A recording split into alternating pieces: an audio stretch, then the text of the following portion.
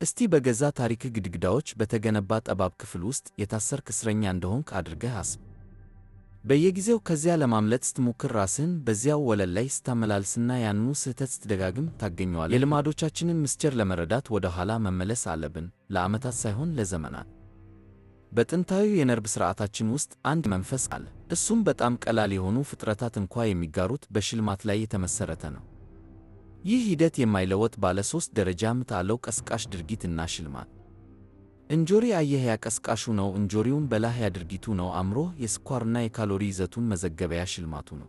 ከዚያም አእምሮህ ይህንን አስታውስ፣ የት እንዳገኘኸው አትርስ። ነገር ግን ዘመናዊው አእምሮአችን ይህንን ጥንታዊ ኮድ የሚሰብርበት መንገድ አገኘ። መብላት ያለብን ሲራበን ብቻ እንዳልሆነ ተረዳን። ብቸኝነት ሲሰማን እንበላለን፣ ጭንቀት ሲወጥረን እናጨሳለን፣ ሲደብረን ደግሞ ስልካችን ላይ እናፈጣለን። ቀስቃሹ ከሥጋዊ ፍላጎት ወደ ስሜታዊ ባዶነት ተቀየረ፣ ግን ውደቱ ያው ነው። በአመክንዮ ሎጂክ ለመታገል እንሞክራለን። የአእምሮአችን ከዋና ሥራ አስኪያጅ እጅግ የረቀቀውን የጭንቅላት ክፍል ፕሪፍሮንታል ኮርቴክስ እንጠቀማለን። ይህ ክፍል የዶክተርህን ማስጠንቀቂያና የአዲስ ዓመት ዕቅዶችን የሚረዳው ክፍል ነው። ሲጋራው መርዝ እንደሆነ ወይም ያ3ኛ ኩኪ ስህተት መሆኑን በእውቀት ደረጃ ያውቃል። ነገር ግን እዚህ ላይ አንድ አስደንጋጭ እውነት አለ። ይህ የጭንቅላት ክፍል የጥሩ ጊዜ ጓደኛህ ነው። ልክ እንደተጨነቅህ ወይም የሕይወት ጫና ሲበረታብህ ከሥራ አስኪያጁ ረፍት ይወጣል።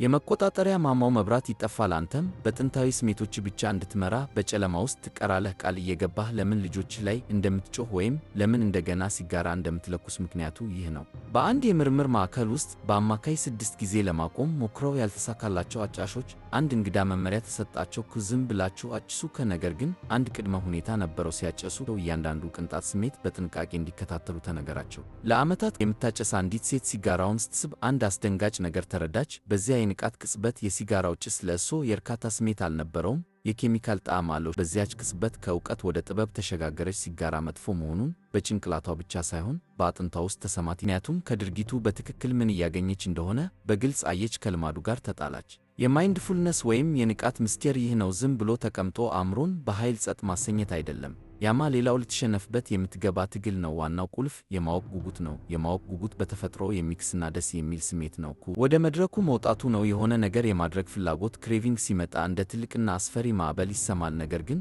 በማወቅ ጉጉት መነጽር ስታየው ማዕበሉ ይበታተናል። ያኮ ፍላጎት ከአንድ ትልቅ ጭራቅ ሳይሆን የጥቃቅን ስሜቶች ስብስብ መሆኑን ትረዳለህ። በደረት አካባቢ ያለ ሙቀት፣ በመንጋጋ አካባቢ ያለ መወጠር፣ በሆድ ውስጥ ያለ መርበድበድ።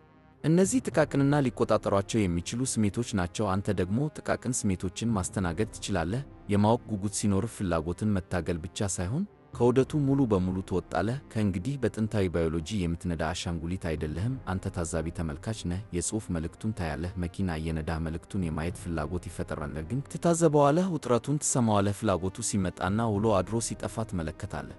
በሚቀጥለው ጊዜ የድሮ መጥፎ ልማድህ ሲቀሰቅስህ የማወቅ ጉጉትህን ተጠቀም። የእስር ቤቱ በር በትክክል አልተቆለፈም። በሩ ላይ ራስን ከመጋጨት ይልቅ የእጅ መያዣውን ማየት ብቻ ነበር የሚጠበቅብህ።